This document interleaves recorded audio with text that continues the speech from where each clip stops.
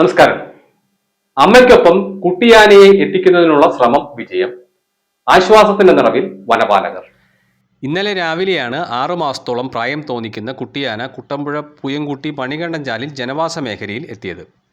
സമീപത്തെ പുഴ വഴി ഒഴുകിയെത്തിയതായിരിക്കാമെന്നാണ് നാട്ടുകാരുടെ നിഗമനം. ആദ്യം പാതയോരത്തെ ഷാപ്പിലേക്കാണ് കുട്ടിയാന ഓടി എത്തിയത്.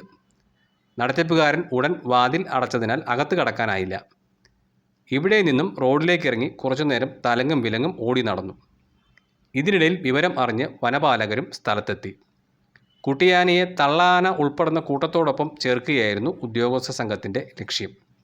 ഇതിനായി കുട്ടിയാന ഒഴുക്കിൽപ്പെടാൻ സാധ്യതയുള്ള പ്രദേശം കേന്ദ്രീകരിച്ച് വനംവകുപ്പ് നടത്തിയ നിരീക്ഷണത്തിൽ ആനക്കൂട്ടം സമീപത്തുണ്ടെന്ന് ബോധ്യമായി. തുടർന്ന് ഇവിടേക്ക് ആനക്കുട്ടിയെ എത്തിച്ച് കാട് കയറ്റി വിടുകയായിരുന്നു. ഇന്നലെ രാത്രി നടത്തിയ തിരച്ചിലിലാണ് അമ്മ ഉൾപ്പെടുന്ന കൂട്ടത്തിനൊപ്പം കുട്ടിയാനയും എത്തിച്ചേർന്നതായി വനംവകുപ്പ് ഉദ്യോഗസ്ഥർ സ്ഥിരീകരിച്ചത്. ഇൻഫോർ മലയാളം, കോതമംഗലം.